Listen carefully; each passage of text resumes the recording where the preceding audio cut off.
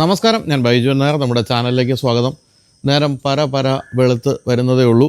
ഞാനും ശ്യാമും കൂടി ഒരു ചെറിയ യാത്ര പോവുകയാണ്. നമ്മുടെ ഏറ്റവും പുതിയ ഒരു തരംഗം സൃഷ്ടിച്ചുകൊണ്ടിരിക്കുന്ന വാഹനമായ MG വിൻസറിലാണ് നമ്മുടെ ഇന്നത്തെ യാത്ര. MG വിൻസറിനെ പറ്റി പറയുകയാണെങ്കിൽ എത്ര വേഗമാണ് ഈ വാഹനം ജനഹൃദയങ്ങളിൽ കുടിയേറിയെന്നുള്ള അത്ഭുതപ്പെടുന്ന കാര്യമാണ്. ഇഷ്ടംപോലെ ആളുകളാണ് വിളിച്ച് വിൻസറിനെ പറ്റി ചോദിക്കുന്നത്. ധാരാളം ബുക്കിംഗ് കിട്ടുന്നുണ്ട്. അങ്ങനെ ഒരു ഗംഭീര വിജയമായി മാറിക്കഴിഞ്ഞിരിക്കുകയാണ് MG വിൻസർ. എന്താണ് വിൻസറിനെ ജനപ്രിയമാക്കിയെന്ന് ചോദിച്ചാൽ, എനിക്ക് തോന്നിയത് എക്സ്റ്റീരിയറിനേക്കാൾ കൂടുതൽ ഇൻറ്റീരിയറിൻ്റെ ഒരു കംഫർട്ടും ഇൻറ്റീരിയർ കാണുമ്പോൾ ഒരു വാവ് ഫാക്ടറും ഉണ്ട്. അതാണ് ഇതിൻ്റെ ഏറ്റവും പ്രധാനപ്പെട്ട ഒരു കാര്യം. നമ്മുടെ MG കോമറ്റ് ഇവിടെ കിടക്കുന്നുണ്ട്. കോമറ്റിൻ്റെ കാര്യത്തിൽ ഞാൻ 100% സാറ്റിസ്ഫൈഡ് ആണ്. 200 കിലോമീറ്ററിന് കൃത്യമായിട്ടും റേഞ്ച് കിട്ടുന്നുണ്ട്.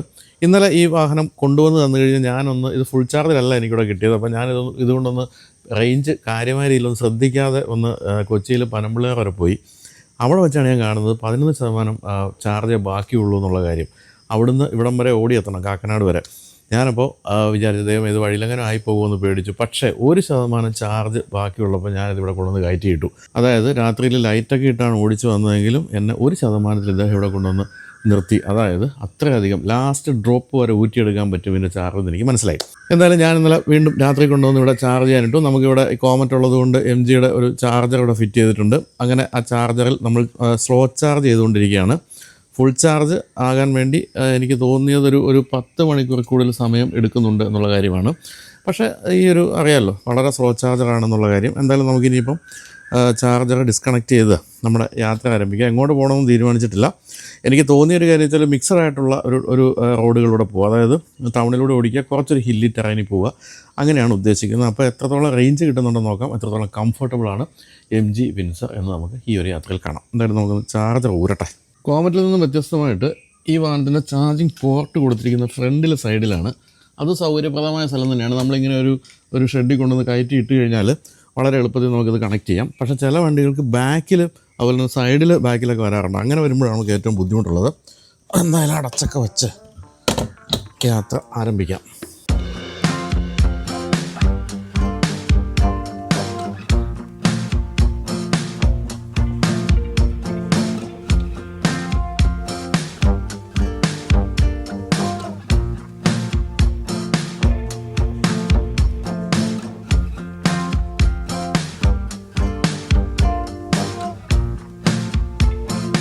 നമ്മളങ്ങനെ യാത്ര പുറപ്പെട്ട് കടുത്തുരുത്തി വഴി കയറി മരങ്ങാട്ടുപള്ളി വഴി പാലാ വഴി ഈരാറ്റുപേട്ട വഴി വാഗമണിലെത്താനാണ് ഉദ്ദേശിക്കുന്നത്. വാഗമൺ വരെ പോവുക എന്നുള്ളതാണ് ഇപ്പം നമ്മൾ പെട്ടെന്ന് തീരുമാനിച്ച കാര്യം.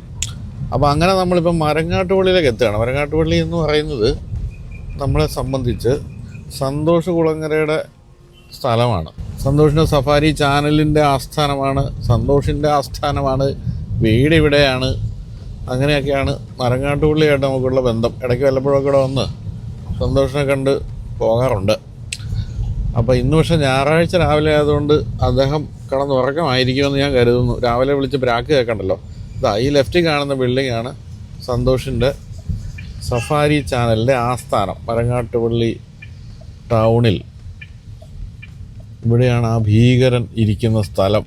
അപ്പോൾ സഫാരി ചാനലിൻ്റെ ഓഫീസ് കഴിഞ്ഞ് മുന്നോട്ട് വരുമ്പോൾ ലെഫ്റ്റിലേക്ക് കാണുന്ന ഈ വഴിയിലൂടെ പോകുമ്പോഴാണ് സന്തോഷിൻ്റെ വീട്. രാവിലെ നമ്മൾ വളരെ നേരത്തെ ആയിപ്പോയി, അല്ലെങ്കിൽ പോയി ബ്രേക്ക്ഫാസ്റ്റൊക്കെ കഴിച്ച് പോകാമായിരുന്നു. നമ്മളിപ്പോൾ പാലായിലെ ബൈപ്പാസ് റോഡിലേക്ക് കയറിയിരിക്കുകയാണ്. പാല എന്ന് കേൾക്കുമ്പോൾ നമ്മുടെ മനസ്സിൽ ആദ്യം വരുന്ന പേരായതായിരിക്കും, അത് KM മാണിയുടെ ആയിരിക്കും. അദ്ദേഹം ഏറ്റവും ദീർഘകാലം നമ്മുടെ MLA ആയിരുന്ന ആളാണ്. നിരവധി തവണ മന്ത്രിയായി. അദ്ദേഹത്തിൻ്റെ വീടാണ് നമ്മളീ കാണുന്നത്. എല്ലാ കാലത്തും ജനങ്ങൾക്ക് വേണ്ടി തുറന്നിട്ടിരുന്ന വീടാണ്. ഇപ്പോഴും തുറന്നു തന്നെ കിടക്കുന്നു. അങ്ങനെ നമ്മൾ പാല നഗരത്തിലേക്ക് പ്രവേശിക്കുകയാണ്. ഈ ബൈപ്പാസ് എല്ലാം വന്നതോടുകൂടി പാലയുടെ മുഖച്ഛായ മാറിയിട്ടുണ്ട് കേട്ടോ.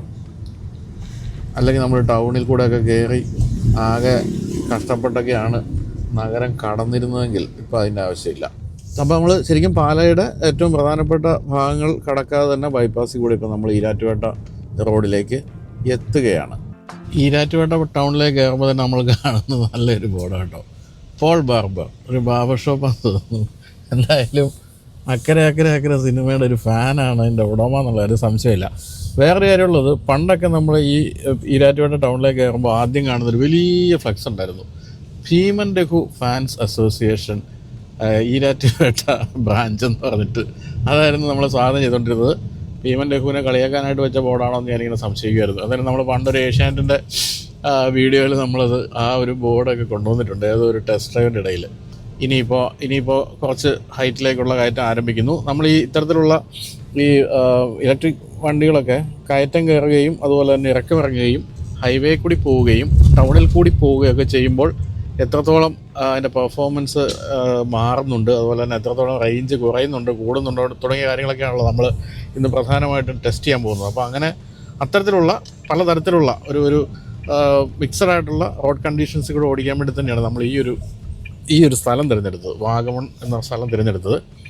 ഇന്നിപ്പോൾ ഇവിടെ സംഭവിക്കാവുന്നൊരു കാര്യം എന്താണെന്ന് വെച്ചാൽ, ഈ ക്രിസ്മസിൻ്റെ വെക്കേഷൻ തുടങ്ങിയ ദിവസമാണ്. അപ്പോൾ വാഗമൺ നിറച്ച് വണ്ടികളും ആളും ആയിരിക്കും എന്നൊരു പ്രശ്നം ഇന്നത്തെ യാത്രയിൽ ഉണ്ട്. എന്തായാലും നമുക്ക് നോക്കാം എന്താണ് സ്ഥിതി എന്നുള്ള കാര്യം. ഏതായാലും ഈ അടുത്ത ദിവസങ്ങളിലൊന്നും അവിടെ റൂംസും ഒന്നും അവൈലബിൾ അല്ല എന്നൊക്കെ ഇന്ന് പത്രത്തിൽ വായിച്ചുള്ളൂ. അതുപോലെ തിരക്കുണ്ട്.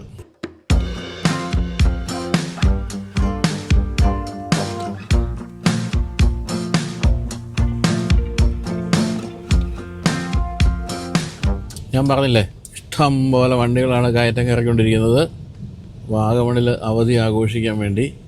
എന്തായാലും റോഡൊക്കെ നല്ലതാണ്. ഒരു കാലത്ത് ഏറ്റവും നശിച്ചു കിടന്ന റോഡായിരുന്നു വാഗമണിലേക്കുള്ളതെങ്കിൽ ഇപ്പോൾ റോഡൊക്കെ വളരെ ഭംഗിയായിട്ടുണ്ട്. ഈ വഴി കൂടെയൊക്കെ ഓടിക്കുമ്പോഴാണ് നമുക്കൊരു ഇലക്ട്രിക് കാറിൻ്റെ ഒരു രസം, ഹരം ഒക്കെ മനസ്സിലാകുന്നത്. തട്ട് നടുവില്ലാതെ അങ്ങ് പോവാണ്. അതായത് ഒരു ഐസ് എഞ്ചിനുള്ള വണ്ടിയാണെങ്കിൽ ഗിയർ ഷിഫ്റ്റോ അത്തരം കാര്യങ്ങളൊക്കെ നമുക്ക് ഈ കയറ്റത്തിലൊക്കെ വേണ്ടി വരും. ഓട്ടോമാറ്റിക് ആണെങ്കിൽ പോലും ഒന്ന് ബ്രേക്ക് ചെയ്താൽ പിന്നീട് വണ്ടി എടുത്തു പോകാനുള്ളൊരു ലാഗ് വരും. ഇതൊന്നുമില്ല, ഇതിങ്ങനെ ഒഴുകിപ്പോയിക്കൊണ്ടേയിരിക്കുകയാണ്. കയറ്റവും ഇറക്കവും ഒന്നും ഇതിനൊരു പ്രശ്നമല്ല. വളരെ രസകരമാണ്. എന്നാൽ എനിക്ക് വിൻസറിൻ്റെ അടുത്ത് തോന്നി മറ്റൊരു ഇത് വളരെ ഹെവി ആയിട്ട് നമുക്ക് ഫീൽ ചെയ്യും. നല്ല ഹെവി ആയിട്ടുള്ളൊരു വണ്ടി ഓടിച്ചുകൊണ്ട് പോകുന്ന ഫീല്. അത് റീജനറേറ്റീവ് ബ്രേക്കിങ്ങും അതുപോലെ ഇതിൻ്റെ മൊത്തത്തിലുള്ള മോട്ടറിൻ്റെ ഒരു രീതികളും പിന്നെ വണ്ടിയുടെ വെയിറ്റ്, വീൽ ബേസ്, അങ്ങനെ ടയർ സൈസ്, അങ്ങനെ പല ഘടകങ്ങൾ കൊണ്ടായിരിക്കും നമുക്ക് നല്ല ആത്മവിശ്വാസം തോന്നും. സാധാരണഗതിയിൽ ചില ഇലക്ട്രിക് കാറുകൾ ഓടിക്കുമ്പോൾ നമുക്ക് തോന്നുന്നത് കൈവിട്ട് പോകുന്ന രീതിയിലുള്ള ഒരു പോക്കുണ്ട്, വെയ്റ്റ്ലെസ്നെസ് അനുഭവപ്പെടുമെങ്കിൽ ഇതങ്ങനല്ല. നേരെ തിരിച്ചതിൻ്റെ കാര്യം, നല്ല വെയിറ്റ് തോന്നും, നല്ല സുഖമാണ് ഓടിച്ചു പോകാൻ. അപ്പോൾ നമ്മൾ വാഗമണിൻ്റെ ഭംഗിയിലേക്ക് കിടക്കുകയാണ്. ഭംഗിയിലേക്ക് കിടക്കുമ്പോൾ തന്നെ ബ്ലോക്കും വന്നു. ഇത്രയും വണ്ടികൾ ഇങ്ങനെ മലയിറക്കുമ്പോൾ ബ്ലോക്ക് സ്വാഭാവികമാണ്. എന്നാലും നല്ല തെളിഞ്ഞ കാലാവസ്ഥയാണ്. പക്ഷെ പകൽ നല്ല ചൂട് ഉണ്ടെന്നുള്ളത് ഇവിടെ വരുമ്പോഴേ നമുക്ക് മനസ്സിലാകും. പക്ഷെ വിഷ്വലിയൊക്കെ നല്ല ഭംഗിയാണ് ഈ ഒരു സമയം എന്ന് പറയുന്നത്.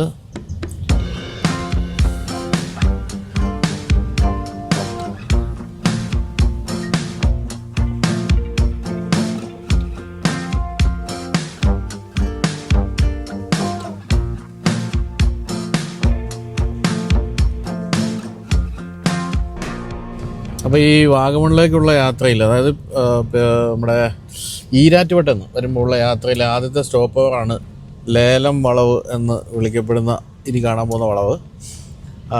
ലേലം സിനിമയിലെ ഒരു സീൻ ഷൂട്ട് ചെയ്യുന്ന തുടർന്നാണ് അദ്ദേഹത്തിന് ഈ പേര് വന്നിരിക്കുന്നത്. ഇവിടെ നോക്കിയാൽ കാണാം വണ്ടികൾ നിരന്ന് കിടക്കുന്നു. അതൊരു വ്യൂ പോയിൻ്റ് ആയതുകൊണ്ട്, പിന്നെ അവിടെ കുറച്ച് ഷോപ്പുകളൊക്കെ ഉള്ളതുകൊണ്ട് ആദ്യം അവിടെ നിർത്തിയിട്ട് പോകാമെന്നുള്ളതാണ് ഇവിടുത്തെ ഒരു ചടങ്ങ്.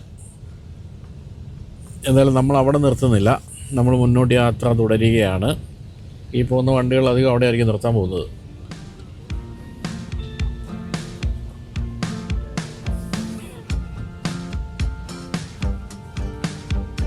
സഞ്ചാരികളെ ആകർഷിക്കാണ്ട് കുതിരയെ കൊണ്ട് നിർത്തിയിട്ടുണ്ട് കേട്ടോ.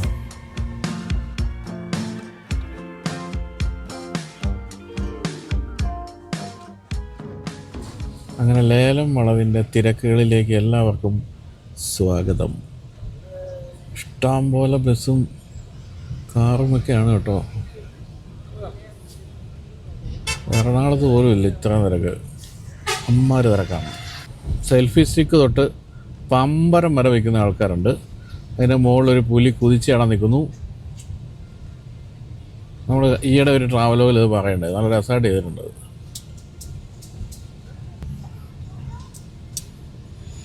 അങ്ങനെ ലേലം വളവ് പിന്നിട്ടു.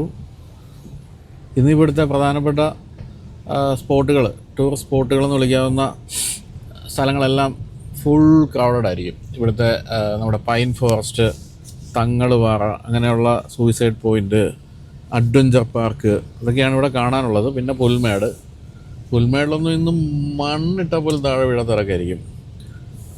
കാലിനടിയിൽ കാണുന്ന പുൽമേടാണോ എന്ന് പോലും മനസ്സിലാകാത്ത രീതിയിൽ തിരക്കുണ്ടാവും.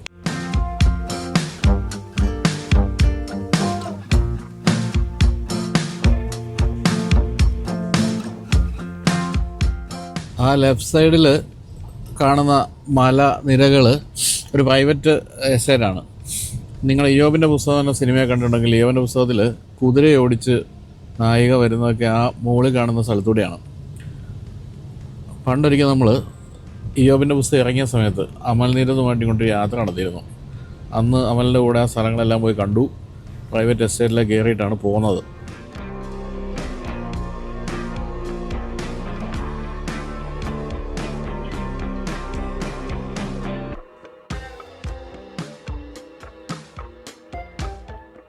അവിടെ റൈറ്റ് സൈഡിൽ കാണുന്നതാണ് തങ്ങളുപാറ എന്നറിയപ്പെടുന്നത് പാറ. അതിൻ്റെ മുകളിലൊരു ഒരു ഒരു എന്താ പറയണ്ടേ, ഒരു വിശുദ്ധൻ, മുസ്ലിം സമുദായത്തിലെ വിശുദ്ധൻ്റെ ഒരു ഖബറുണ്ട്. അതിൻ്റെ മുകളിലേക്ക് നടന്ന് കയറി ഇത്തിരി ശ്രമകരമാണ്, കാരണം നല്ല ഹൈറ്റാണെങ്കിലും അത് കയറുന്നവരൊക്കെ ഉണ്ട്.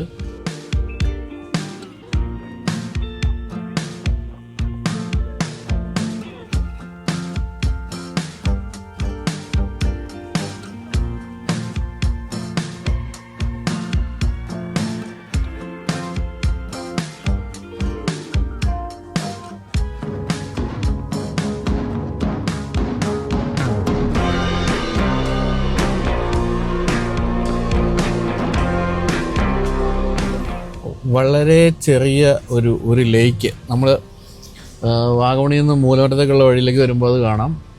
അത് ഈ ഒരു തേയിലത്തോട്ടത്തിൻ്റെ ഭാഗമാണ്. അവിടെ നമുക്ക് ഇറങ്ങാൻ പറ്റില്ല, പ്രൈവറ്റ് പ്രോപ്പർട്ടിയാണ്.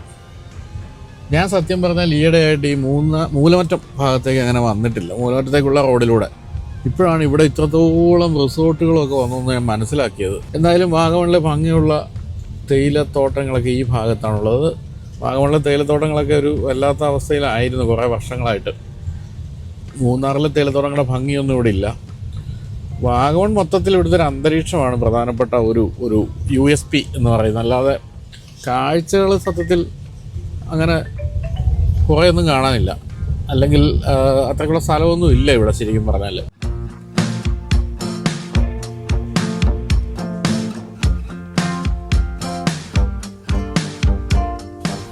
നമ്മുടെ മലയാള സിനിമയിൽ സ്ഥിരമായിട്ട് പ്രത്യക്ഷപ്പെടുന്ന ഒരു ബിൽഡിങ്ങാണ് മുകളിൽ കാണുന്ന ലെഫ്റ്റ് സൈഡിൽ.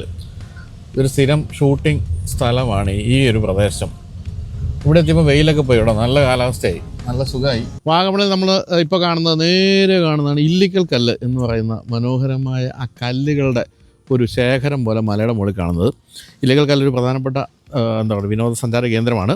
അതിൻ്റെ മുകളിൽ വരെ എത്താൻ സാധിക്കും. ആ കല്ല് നിൽക്കുന്ന അവിടെ വരെ നമുക്ക് നടന്ന് കയറാൻ സാധിക്കും. പക്ഷേ അതിൻ്റെ തൊട്ട് താഴെ വരെ വണ്ടി കൊണ്ടുപോകാൻ പറ്റുള്ളൂ, പിന്നെ നടന്ന് കയറണം. എന്തായാലും വാഗമണിൽ ഒരു 360 ഡിഗ്രി വ്യൂ കിട്ടുന്ന സ്ഥലമാണ് നമ്മൾ കണ്ടുകൊണ്ടിരിക്കുന്നത്. വാഗമണിൽ അധികം വന്നിട്ടില്ലാത്തവരോട് ഞാൻ രഹസ്യം പറയാം, ആരോടും പറയരുത്. ഈ വീഡിയോ ഞാൻ പറയുന്നതേ ഉള്ളൂ, നിങ്ങൾ മറ്റാരോടും പങ്കിടരുത്. അതായത് സാധാരണ എല്ലാവരും ഞാനീ പറഞ്ഞ പോലെ ഈരാറ്റുപേട്ട വഴി കയറി വരും. അത് ഏറ്റവും തിരക്കുള്ള സ്ഥലമാണ്. നിങ്ങൾ എന്ത് ചെയ്യണമെന്ന് വെച്ചാൽ അതുവഴി കയറി വന്നാൽ പോലും അവിടുന്ന് പതുക്കെ മൂലമറ്റം അല്ലെങ്കിൽ തൊടുപുഴയിലേക്കുള്ള റോഡ് അന്വേഷിച്ചിട്ട് നേരെ ആ വഴിയിലേക്ക് വരും. കണ്ടോ, ഏറ്റവും തിരക്കുള്ള ദിവസമാണ് ഇവിടെ. പക്ഷേ ഈ പ്രദേശത്ത് ഒരാളുമില്ലെന്ന് മാത്രമല്ല, ഏറ്റവും മനോഹരമായ കാഴ്ചകൾ നമുക്ക് കിട്ടുന്നത് ഈ പോകുന്ന വഴിയിലാണ്, അതായത് തൊടുപുഴയിലേക്ക് എത്തുന്ന ഈ ഒരു റോഡിലാണ്. അപ്പോൾ നമ്മൾ ഇത്രയും നേരം സുരക്ഷിതമായി ഇവിടെ എത്തിച്ച വാഹനമാണ് MG വിൻസർ. ഞാൻ ശ്രദ്ധിച്ചൊരു കാര്യം, ഞാൻ ആദ്യമേ പറഞ്ഞല്ലോ, ഇത് ഭയങ്കരമായിട്ട് ജനപ്രീതി നേടിക്കഴിഞ്ഞു.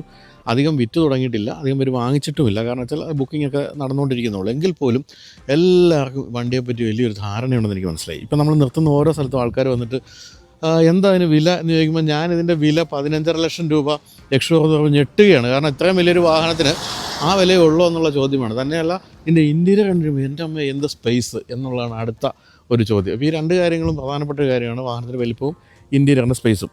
ഇൻറ്റീരിയർ സ്പേസ് എന്ന് പറഞ്ഞാൽ പിൻഭാഗത്തൊക്കെ ഇരുന്നിട്ട് കഴിഞ്ഞ ദിവസം ഞാനിത് വീട്ടിൽ ഈ വണ്ടി കൊണ്ട് നിട്ട് കഴിഞ്ഞ് എൻ്റെ സിസ്റ്ററിൻ്റെ ഹസ്ബൻഡ് അദ്ദേഹം ഉപയോഗിക്കുന്ന വേറൊരു വണ്ടിയാണ്, ഒരു SUV ആണ്. അദ്ദേഹം ഇതിനകത്ത് കയറിയപ്പോഴത്തേക്കും ഇത് വാങ്ങിക്കാൻ തീരുമാനിച്ചാണ് പോയിരിക്കുന്നത്. ആ രീതിയിൽ ആൾക്കാരെ ആകർഷിക്കുന്നുണ്ട്. പിന്നെ ARI സർട്ടിഫൈഡ് മൈലേജ് 332 കിലോമീറ്റർ ആണെങ്കിലും എനിക്ക് തോന്നുന്നത് നമ്മൾ ഇതുവരെ ഓടിച്ച് വന്നപ്പോൾ ഒരു 280 തീർച്ചയായിട്ടും കിട്ടും. എന്ന് തന്നെയല്ല, നമ്മളിപ്പോൾ പാലായിൽ കൂടെ വരുമ്പോൾ ഒരാൾ നമ്മളെ പരിചയപ്പെട്ടു, അദ്ദേഹം ഓടിക്കുന്ന ആളാണ്, അദ്ദേഹത്തിന് കിട്ടുന്നത് 280 280 കിലോമീറ്റർ എന്ന് പറയുന്നത് അങ്ങേയറ്റം വരെ ഊറ്റിയെടുക്കാൻ പറ്റും എന്നുള്ളതാണ് എനിക്ക് തോന്നിയത്. കാരണം ഞാൻ പറഞ്ഞില്ല, ഞാൻ ഇന്നലെ വീട്ടിലേക്ക് വണ്ടി കൊണ്ടുവന്നിട്ടപ്പോൾ 1% റേഞ്ച് ബാക്കി, എന്നിട്ടും ഒട്ടും റേഞ്ച് ഡ്രോപ്പ് ആകാതെ നമുക്ക് വീട് വരെ കൊണ്ടുവന്നിടാൻ പറ്റി. അപ്പോൾ അങ്ങനെയുള്ള കുറേ ഗുണങ്ങൾ ഈ വാഹനത്തിനുണ്ട്. പിന്നെ കാഴ്ചയുടെ കാര്യത്തിൽ വളരെ രസകരമായ രൂപമല്ലേ ഇത്. 4.3 മീറ്റർ നീളമുള്ള വാഹനമാണ്, സബ് 4 മീറ്റർ വാഹനമൊന്നുമല്ല. അതുകൊണ്ട് തന്നെ ഇഷ്ടംപോലെ സ്പേസ് ഉണ്ട്. 2700 മില്ലിമീറ്റർ വീൽ ബേസ് ഉണ്ട്. എന്ന് പറഞ്ഞാൽ നമ്മുടെ നാട്ടിലെ വളരെ പ്രധാനപ്പെട്ട ഈ ഒരു MPVകൾ, ഐസ് അതായത് പെട്രോൾ അല്ലെങ്കിൽ ഡീസൽ എഞ്ചിനുള്ള MPVകളെക്കാളും വലുതാണ് ഇതിൻ്റെ വീൽ ബേസ് എന്നുള്ളതാണ് ഒരു കാര്യം. പിന്നെ വ്യത്യസ്തമായ രൂപഭംഗി തീർച്ചയായിട്ടും ഈ വാഹനത്തിനുണ്ട്. ഇതിപ്പോൾ പുതുതായിട്ട് ഇന്ത്യയിൽ വന്നെങ്കിലും ഇത് ഇന്തോനേഷ്യയിലൊക്കെ മറ്റൊരു പേരിൽ, ക്ലൗഡ് എന്നുള്ള പേരിൽ MG മോട്ടോറിൻ്റെ ഒരു സബ്സിഡിയറി കമ്പനി നേരത്തെ വിപണിയിൽ എത്തിച്ച വാഹനമാണ്. അവിടെയൊക്കെ വളരെ ജനപ്രിയ മോഡലായിട്ട് മാറിയ ഒരു മോഡലുമാണിത്. എന്തായാലും മുൻഭാഗത്തൊക്കെ ഈ രസമുള്ള തട്ടുകൾ പോലെയുള്ള ഒരു രീതിയൊക്കെയാണ് ഈ ഡിസൈനിൽ കൊടുത്തിരിക്കുന്നത്. മനോഹരമായ LED light, day running lamp, അത്തരം കാര്യങ്ങളെല്ലാം തന്നെയുണ്ട്. പിന്നെ പെയിൻറ്റിൻ്റെയും ഫിറ്റ് ആൻഡ് ഫിനിഷിൻ്റെ ഒന്നും കാര്യത്തിൽ ഒന്നും പറയാനില്ല. അതുപോലെ അവിടെ ഇവിടെയൊക്കെ ആയിട്ട് സ്റ്റീൽ ഫിനിഷൊക്കെ കൊടുത്ത് ഭംഗിയാക്കിയിട്ടുണ്ട്. ഇവിടെയൊക്കെ തിയാനോ ബ്ലാക്ക് ഫിനിഷാണ്. ഞാൻ ഒത്തിരി കാര്യങ്ങളൊന്നും ഇതിനെപ്പറ്റി പറയുന്നില്ല, കാരണം നമ്മൾ വിശദമായി ടെസ്റ്റ് ഡ്രൈവ് ചെയ്തതാണ്. എന്നാൽ പോലും നമ്മൾ ഓരോ തവണ ഇത് ഓടിക്കുമ്പോഴും ഇതിനോടൊരു പ്രേമത്തിലാകുന്നുണ്ട് എന്നുള്ളത് സത്യസന്ധമായൊരു കാര്യമാണ്. അപ്പോൾ ഞാൻ ഉപയോഗിക്കുന്ന കോമറ്റാണല്ലോ, കോമറ്റ് തന്നെ എനിക്ക് വളരെ ഇഷ്ടപ്പെട്ടു. അതിനേക്കാളും കുറേ ഫീച്ചേഴ്സ് കൂടുതലും സ്പേസും എല്ലാം ഈ വാഹനത്തിനുണ്ട്. ഞാൻ പലതവണ പറഞ്ഞിട്ടുണ്ട്, കോമറ്റിൻ്റെ പ്രാക്ടിക്കാലിറ്റി പ്രശ്നം എന്ന് പറയുന്നത് അതിൻ്റെ റേഞ്ച് 20 കിലോമീറ്റർ ആണെന്നുള്ളതാണ്. ഒരു സിറ്റി കാറാണ്, ഒരു പ്രിലിമിനറി ഒരു സിറ്റി കാറാണ്. പക്ഷേ ഇത് അങ്ങനെയല്ല. ഇത് നമുക്ക് എവിടെയും ഓടിച്ചുകൊണ്ട് പോകാം. തന്നെയല്ല വളരെ പെട്ടെന്ന് ചാർജ് ആകും. അതുകൊണ്ട് തന്നെ 80% വളരെ പെട്ടെന്ന് ചാർജ് ആകുന്നതുകൊണ്ട് നമുക്ക് ദീർഘദൂരം ഓടിക്കാൻ യാതൊരു ബുദ്ധിമുട്ടുമില്ല. സൈഡ് പ്രൊഫൈലിലേക്ക് വരുമ്പോഴാണെങ്കിലും ശ്യാമേ ബാ സൈഡ് കാണിക്കാം ബാ. 18 ഇഞ്ച് ടയർ, അതും ഈ പറഞ്ഞ പോലെ പൊതുവേ നമ്മുടെ ഈ സെഗ്മെൻറ്റ് വാഹനങ്ങൾ പതിവുള്ള അല്ല, അത്ര 18 ഇഞ്ച് ടയർ സൈസ് ഉണ്ട്. അതുപോലെ തന്നെ ശരിക്കും എയറോ വീൽ എന്നൊക്കെ വിളിക്കാവുന്ന രീതിയിൽ ഈ ഒരു ഇലക്ട്രിക് വാഹനങ്ങൾക്ക് ചേരുന്ന രീതിയിലുള്ള അലോയ് വീലാണ് കൊടുത്തിരിക്കുന്നത്. സൈഡിലൊക്കെ ഗ്ലാസ് ഏരിയ എന്നൊക്കെ പറഞ്ഞാലുണ്ട്, ഇഷ്ടം പോലെയാണ്. ഇതിൻ്റെ അകത്ത് ഇരുന്ന് കഴിഞ്ഞാൽ നമുക്ക് ശരിക്കും നല്ലൊരു 360 ഡിഗ്രി പനോറമിക് വ്യൂ കിട്ടുന്ന രീതിയിലുള്ള ഒരു ഗ്ലാസ് ഏരിയ ഉണ്ട്. ഈവൻ ഒട്ടും തന്നെ നമുക്ക് ഇപ്പോൾ വളവൊക്കെ തിരിയുമ്പോഴാണെങ്കിലും ബ്ലൈൻഡ് സ്പോട്ടൊന്നും ഇല്ലാത്ത രീതിയിൽ കോർണർ ഗ്ലാസും കൊടുത്തിട്ടുണ്ട്. പിന്നെ ഫ്ലഷ് ഡോർ ഹാൻഡിലാണ്. അതുകൊണ്ട് തന്നെ ഒട്ടും തന്നെ സൈഡിലെ എന്താ പറയണ്ടേ, ഈ ഒരു ഡിസൈനൊന്നും ഭംഗം വരാത്ത രീതിയിലാണ് അത് വളരെ എളുപ്പത്തിൽ നമുക്ക് കീയിൽ ഓപ്പറേറ്റ് ചെയ്യാം. ഏറ്റവും താഴെയായിട്ടും ബ്ലാക്ക് ഫിനിഷുള്ളൊരു ഭാഗവും അതുപോലെ സ്റ്റീൽ ഫിനിഷൊക്കെ കൊടുത്തിട്ടുണ്ട്. അതുപോലെ തന്നെയാണ് ഈ MPVകളുടെ കാര്യത്തിൽ എപ്പോഴും ഞാൻ ശ്രദ്ധിച്ചിട്ടുള്ളൊരു കാര്യം എന്ന് പറയുന്നത്, അവരുടെ ബാക്ക് ഡിസൈൻ ചെയ്ത് വരുമ്പോഴത്തേക്കും പ്രത്യേകത ഇല്ലാതായി പോകും. പക്ഷേ ഈ വാഹനത്തിൻ്റെ ബാക്കിൻ്റെ കാര്യത്തിൽ ഒരു പ്രത്യേക ഭംഗിയുണ്ടെന്നാണ് എനിക്ക് തോന്നിയത്. അതുപോലെ ആൻറ്റിനയൊക്കെ ആണെങ്കിലും കൺസീൽഡായിട്ട് കൊടുത്തിരിക്കുന്നു. പിന്നെ ഡീഫോഗറും അതുപോലുള്ള കാര്യങ്ങളെല്ലാം തന്നെയുണ്ട്. പിന്നെ ബൂട്ട് സ്പേസ് എന്ന് പറയുന്നത് ഒരു രക്ഷയില്ല കേട്ടോ. ഇവിടെ അല്ലേ ഇതിനകത്തൊരു വമ്പൻ സാധനം ഇരിക്കും. എൻ്റെ ചാർജറിൻ്റെ ബോക്സാണ് കേട്ടോ. നമ്മുടെ ഡീലർഷിപ്പിൽ നിന്ന് വണ്ടി തന്നപ്പോൾ തന്നതാണ്. അതിങ്ങോട്ട് എടുത്തു കഴിഞ്ഞാൽ അത് തന്നെ വയ്ക്കാനുള്ള ഒരു സ്ഥലമാണ് കണ്ടോ. 604 ലിറ്ററാണ് ബൂട്ട് സ്പേസ് എന്ന് പറയുന്നത്. 604 ലിറ്റർ എന്ന് പറയുമ്പോൾ എനിക്ക് തോന്നുന്നത് നമ്മുടെ നാട്ടിലെ വലിയ SUVകൾക്ക് പോലും ഇല്ലാത്ത ബൂട്ട് സ്പേസ് എന്നാണ് പറയേണ്ടത്. അതുപോലെ തന്നെ 60-40 ആയിട്ട് സ്പ്ലിറ്റ് ചെയ്യാന്നുള്ളതുകൊണ്ട് നമുക്ക് ഇഷ്ടംപോലെ സാധനങ്ങൾ വേണമെങ്കിൽ കൂടുതൽ കയറ്റുകയും ചെയ്യാം. അപ്പോൾ ബൂട്ട് സ്പേസിൻ്റെ കാര്യത്തിൽ ശരിക്കും പറഞ്ഞാൽ ഇത്രയും ബൂട്ട് സ്പേസും ഇത്രയും ഇൻറ്റീരിയർ സ്പേസ് ഒരുമിച്ച് എങ്ങനെ ഒരു വാഹനത്തിൽ വരുന്നു എന്ന് അത്ഭുതം തോന്നുന്ന രീതിയിലാണ് ഇൻറ്റീരിയറിൻ്റെ സ്പേസ് കൊടുത്തിരിക്കുന്നത്. അപ്പോൾ അത് അമേസിങ് ആയ മറ്റൊരു കാര്യമാണ് വിൻസറിനെ സംബന്ധിച്ച്.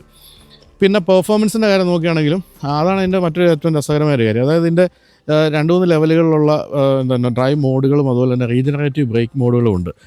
റീജനറേറ്റീവ് ബ്രേക്ക് മോഡിൻ്റെ കാര്യത്തിൽ നമ്മൾ ഹെവി ഇട്ടുകൊണ്ട് ഓടിച്ച് വരികയാണെങ്കിൽ നമുക്ക് നല്ല റേഞ്ച് കൂടുതൽ കിട്ടും. മറ്റൊരു കാര്യമുള്ളത്, അപ്പോൾ ഞാൻ ശ്യാമോട് ഇന്ന് ഓടിച്ച് വരുമ്പോൾ പറയായിരുന്നു, സാധാരണ നമ്മൾ ഇലക്ട്രിക് വാഹനങ്ങൾ ഓടിക്കുമ്പോൾ ഒരു ജീവനില്ലായ്മ അനുഭവപ്പെടും. അതായത് ഒരു മൂളി അങ്ങ് പോകുന്ന ഒരു രീതിയാണ്. അല്ലാതെ ഒരു പെട്രോൾ അല്ലെങ്കിൽ ഡീസൽ വാഹനം ഓടിക്കുന്ന ആ ഒരു സുഖം കിട്ടില്ല. പക്ഷേ ഈ വാഹനത്തിൻ്റെ കാര്യത്തിൽ എന്താണെന്ന് എനിക്ക് അറിഞ്ഞുകൂടാ. ഇതിൻ്റെ കാര്യത്തിൽ ഇത് ശരിക്കും പറഞ്ഞാൽ ഒരു പെട്രോൾ വാഹനം ഓടിക്കുന്ന രീതിയാണ്. ഇതിൻ്റെ ഒരു എഞ്ചിൻ ഇരിപ്പുണ്ടോ തോന്നിപ്പോകുന്ന രീതിയിലുള്ള ഒരു സൗണ്ട് ഇതിനുണ്ട്. അത് ഈ മൂളലല്ല, ഇലക്ട്രിക് വാഹനത്തിൻ്റെ മൂളലേ അല്ല എന്നാണ് പറയേണ്ടത്. അപ്പോൾ അത് രസകരമായ ഒരു അനുഭവമായിരുന്നു. പിന്നെ ഹെവിനെസ് എന്നൊക്കെ പറഞ്ഞാൽ നമ്മൾ ഹൈവേയിലൊക്കെ പോകുമ്പോഴാണെങ്കിലും നമ്മളെ അങ്ങനെ കാത്ത് സൂക്ഷിക്കുന്ന ഒരു വലിയ കേജ് ആണ് നമുക്ക് തോന്നുന്ന രീതിയിലുള്ള ഒരു വാഹനമാണിത്. അപ്പോൾ ഇത്രയൊക്കെയാണ് നമുക്ക് എക്സ്റ്റീരിയറിൻ്റെ കാര്യം പറയാനുള്ളത്. എന്തായാലും ഞാനിതിപ്പോൾ ഇന്ന് എടുത്തുകൊണ്ട് വന്നത് കുറച്ച് ദൂരം ഓടിക്കാമെന്ന് വിചാരിച്ച് തന്നെയാണ്. വാഗമണിലേക്ക് വരാൻ മറ്റൊരു രഹസ്യ കാരണം കൊണ്ടുണ്ട്. ഞാനിവിടെ ചെറിയൊരു വീട് വെച്ചുകൊണ്ടിരിക്കുന്നുണ്ട്. അപ്പോൾ അതിൻ്റെ കൺസ്ട്രക്ഷൻ എന്തായി അതൊക്കെ ഒന്ന് കാണുകയും ചെയ്യാമെന്ന് വിചാരിച്ചു. എന്തായാലും ഇപ്പോൾ വീണ്ടും വെയിലായി അല്ലേ ശ്യാമേ? എന്തായാലും ഇല്ലിക്കൽ കല്ലും അതുപോലെ തന്നെ അതൊക്കെ കാണുന്നത് വെച്ചാൽ കോട്ടയം ജില്ലയുടെയും ഇടുക്കി ജില്ലയുടെയൊക്കെ ഭാഗങ്ങൾ അങ്ങേ അറ്റത്ത് കാണുന്നത്. അത്രയും വിശാലമായ വ്യൂ നമുക്ക് ഈ ഒരു വഴിയിലൂടെ വരുമ്പോൾ കിട്ടും. എന്ന് തന്നെയല്ല, ഈ വഴി മുന്നോട്ട് പോകുമ്പോഴാണ് മറ്റൊരു അതിമനോഹരമായ സ്ഥലം, അതാണ് ഇലവീഴ പൂഞ്ചിറ എന്ന് പറയുന്നത്. അത് എന്തുകൊണ്ടാണ് ഇലവീഴ പൂഞ്ചിറ എന്ന പേര് വരാൻ കാര്യം പലരും ആലോചിച്ചിട്ടുണ്ടാകും. ഇല വീഴാത്ത സ്ഥലമാണ് എന്ന് പറഞ്ഞാൽ അവിടെ മരങ്ങളില്ല, അതാണ് അവിടെ പ്രത്യേകത. കുറ്റിച്ചെടികൾ മാത്രമേ ഉള്ളൂ. നമ്മൾ ഇലവീഴ പൂഞ്ചിറ എന്ന് പറഞ്ഞാൽ അതിമനോഹരമായൊരു സിനിമ മലയാളത്തിലുണ്ട്. അത് പൂർണ്ണമായിട്ട് അവിടെ ചിത്രീകരിച്ചാണ്. അത് കാണുമ്പോൾ നിങ്ങൾക്ക് ആ സ്ഥലം പോയിട്ടില്ലെങ്കിൽ മനസ്സിലാകും. കുറച്ചൊരു ഓഫ് റോഡ് ഉണ്ടെന്നേ ഉള്ളൂ. അല്ല, നമ്മളിന്നിപ്പോൾ അവിടെ പോകുന്നില്ല, എങ്കിലും കുറച്ചുകൂടെ മുന്നോട്ട് പോയിട്ട് വരാം അല്ലേ? എന്തായാലും കയറുന്നതിന് മുമ്പ് ഞാൻ ബാക്കിലെ സ്പേസ് ഒന്ന് കാണിക്കാവേ. Welcome to the drawing room എന്നാണ് പറയേണ്ടത്. എന്തൊരു സ്പേസാണ് ഇത്! കണ്ടപ്പോഴാണ് എൻ്റെ അളിയൻ വീണ് പോയത് കേട്ടോ. മറ്റൊരു കാര്യമുള്ളത്, എനിക്ക് എൻ്റെ ഈ സോഫ ടൈപ്പ് സീറ്റുണ്ട്. ഞാൻ അന്ന് എനിക്ക് തോന്നുന്നു ഫസ്റ്റ് ആ മീഡിയ ഡ്രൈവിൽ ഞാൻ പറഞ്ഞിരുന്നു, സ്റ്റാൻലി എന്നൊക്കെ പറയുന്ന വലിയ ലെതർ സീറ്റൊക്കെ ഉണ്ടാകുന്ന കമ്പനി ഉണ്ടല്ലോ, അവരുടെ ലെതർ സീറ്റ് പോലെയാണിത്. വലിയ വില കൂടിയ ലെതർ സീറ്റിൻ്റെ അതിൻ്റെ ആ കുഷനിങ് ഒക്കെ കണ്ടോ? കുഷനിങ്ങും അതൊക്കെ എത്രത്തോളം നമുക്ക് ഇരിക്കുമ്പോൾ ഗുണം ചെയ്യുന്ന ആലോചിച്ച് നോക്കുക. അതിൻ്റെ ആ ഒരു കയറ്റിറക്കങ്ങളും അതുപോലെ ആ ഒരു തൈ സപ്പോർട്ട് എന്നൊക്കെ പറഞ്ഞാൽ അമേസിങ് ആണ്. അതാണ് ഇതിൻ്റെ പിൻഭാഗത്ത് ഇരിക്കുമ്പോഴുള്ള ഗുണം. പിന്നെ നമ്മൾ 3 പേരില്ലെങ്കിൽ ഒരു ആംബ്രസ്റ്റൊക്കെ കൊടുത്തിട്ടുണ്ട്. തന്നെയല്ല, ഫ്ലോർ നോക്കി, ഫ്ലാറ്റ് എന്നൊക്കെ പറഞ്ഞാൽ ഇതിപ്പരം ഫ്ലാറ്റ് ഇല്ല, നമ്മൾ ഫ്ലാറ്റായി പോകും അത് കണ്ടു കഴിഞ്ഞാൽ. അമ്മാതിരി ഫ്ലാറ്റാണ്. അപ്പോൾ അവിടെ നമ്മളങ്ങനെ കയറിയിരുന്ന് എന്താണ് പറയേണ്ടത് നോക്കിയത്, എന്ത് സ്പേസാണിത്! ഇതെങ്ങനെ ഈ 4.3 മീറ്ററിൽ ഇത്രയും ഈ സ്പേസും അതുപോലെ ബൂട്ട് സ്പേസും കൊണ്ടുവന്നുള്ളത് ശരിക്കും പറഞ്ഞാൽ വാഹന ഡിസൈനർമാർ എന്താ പറയുന്നത്, ഇതൊരു പാഠപുസ്തകമാക്കേണ്ടതാണെന്നാണ് എനിക്ക് തോന്നിയിരിക്കുന്നത്. പിന്നെ എനിക്ക് എൻ്റെ ഏറ്റവും ഇഷ്ടപ്പെട്ട മറ്റൊരു കാര്യം ഉണ്ടല്ലോ, ഈ നിറങ്ങൾ. ബ്ലാക്കാണ് ഇൻറ്റീരിയറെങ്കിലും അതിൽ ഈ ഒരു ഗോൾഡൻ നിറവും അതുപോലെ തന്നെ ഇവിടെ ഈ കൊടുത്തിരിക്കുന്ന വുഡ് ഫിനിഷൊക്കെ അതിഗംഭീരമാണ്. പിന്നെ ഇൻഫിനിറ്റിയുടെ കീഴയിലാൻ മ്യൂസിക് സിസ്റ്റമാണ് കൊടുത്തിരിക്കുന്നത്. ട്യൂട്ടറൊക്കെയാണ് നമ്മളിവിടെ കാണുന്നത്.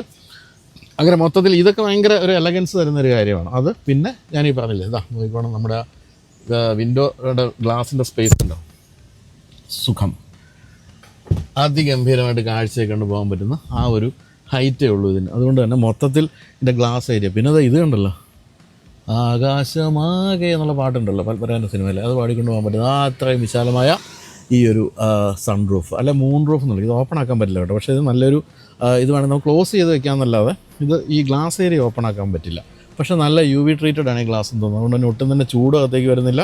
ഒട്ടും തന്നെ ചൂട് മാത്രമല്ല, പ്രകാശവും വളരെ കുറച്ച് പ്രകാശമേ വരുള്ളൂ. അതുകൊണ്ട് തന്നെ ഇൻറ്റീരിയർ നല്ല രസകരമായിട്ട് ഇരിപ്പുണ്ട്. പിൻഭാഗത്തേക്കാണെങ്കിൽ AC വെൻ്റ് കൊടുത്തിട്ടുണ്ട്. അതുപോലെ ഇവിടെ ചാർജിങ് പോയിൻറ്റും പിന്നെ മൊബൈൽ വയ്ക്കാവുന്ന ഒരു സ്പേസ് കൊടുത്തിട്ടുണ്ട്. പിന്നെ ഡോർ പാഡിൽ ഒരു ബോട്ടിൽ വയ്ക്കാം, അതിനുള്ള സ്പേസും കൊടുത്തിട്ടുണ്ട്. അപ്പോൾ എന്തായാലും അല്പം ഉയർന്ന ഒരു വാഹനം തന്നെയാണിത്. 186 മില്ലിമീറ്റർ ഉണ്ട് ഗ്രൗണ്ട് ക്ലിയറൻസ്. എന്ന് പറഞ്ഞാൽ സാധാരണ നമ്മൾ കണ്ടുവരുന്ന SUV-കളേക്കാൾ അതിനേക്കാൾ കൂടുതൽ ഗ്രൗണ്ട് ക്ലിയറൻസ് ഉള്ളൊരു വാഹനം കൂടിയാണിത്. അതുകൊണ്ട് തന്നെ ഇന്ത്യൻ റോഡുകൾക്ക് ബെസ്റ്റായിട്ട് പറ്റും. അതും 18 ഇഞ്ച് ടയേഴ്സും ഉണ്ടല്ലോ. മറ്റൊരു കാര്യമുള്ളതെന്ന് വെച്ചാൽ ഇത് നല്ല ഗംഭീരമായിട്ട് സ്ലാൻഡ് ചെയ്യാന്നുള്ളതാണ്. കണ്ടോ, ഇതിങ്ങനെ സ്ലാൻഡ് ചെയ്ത് സുഖമായിട്ട് കിടക്കാം. ഈ സീറ്റ് ബേസിൽ നിന്നും 135 ഡിഗ്രിയാണ് സ്ലാൻഡ് ചെയ്യാവുന്നത്. അതോടൊപ്പം തന്നെ കാലങ്ങനെ നീട്ടിയും വയ്ക്കുക എന്ന് പറഞ്ഞാൽ നല്ല സുഖകരമായൊരു സീറ്റിംഗ് അല്ല, കിടപ്പ് പൊസിഷൻ നമുക്ക് കണ്ടെത്താമെന്നുള്ളതാണ്. അതുകൊണ്ട് ദീർഘദൂര യാത്രകളിൽ ഗുണം ചെയ്യും. എനിക്ക് സത്യത്തിൽ ഇപ്പോൾ കിടന്ന് ഉറങ്ങാൻ തോന്നുന്നു കേട്ടോ. നല്ല സുഖമുണ്ട്, നല്ല AC-യും നല്ല ഈ പറഞ്ഞ നല്ല കാലാവസ്ഥയൊക്കെ ആണല്ലോ. എന്നാലും നമുക്ക് മുന്നോട്ട് പോകണം. ബഹുദൂരം സഖി പോക നാം എന്നാണ് കവി പാടിയത്. പോകുന്ന വഴിക്ക് ചാച്ചൻ മറ്റു ചില വിശേഷങ്ങൾ കൂടി പറഞ്ഞുതരാം. എന്തായാലും പോകുന്നതിന് മുമ്പ് ഫ്രണ്ട് കൂടെ ഒന്ന് കണ്ടിട്ടങ്ങ് പോകാം അല്ലേ. ഇതിൻ്റെ ഏറ്റവും വലിയ സംഭവം എന്ന് പറയുന്നത് 15.6 ഇഞ്ചിൽ ബമ്പൻ ഈ ഒരു സ്ക്രീനാണ്. ഈ സ്ക്രീൻ ശരിക്കും പറഞ്ഞാൽ ഒറ്റ നോട്ടത്തിൽ വേണമെങ്കിൽ ഇത് കാഴ്ച തടസ്സപ്പെടുത്തുമെന്നോ അങ്ങനെയൊന്നും ഇല്ല കേട്ടോ, വളരെ ഒതുങ്ങി തന്നെ ആയിരിക്കുന്നത്. പിന്നെ ഇതിൻ്റെ ഇൻറ്റീരിയറിലെ കളേഴ്സ് എന്ന് പറഞ്ഞാൽ അമേസിങ് ആണ്. അതായത് ഈ ഒരു വുഡിൻ്റെ ഫിനിഷ്, ബ്ലാക്ക് ഫിനിഷ്, ഇതൊക്കെ നല്ല സോഫ്റ്റ് ടച്ച് ആട്ടോ. അതുപോലെ AC വെൻ്റൊക്കെ നല്ല ഭംഗിയായിട്ട് അതിൻ്റെ അകത്ത് അങ്ങനെ അങ്ങ് ഒതുങ്ങിയിരിക്കുകയാണ്.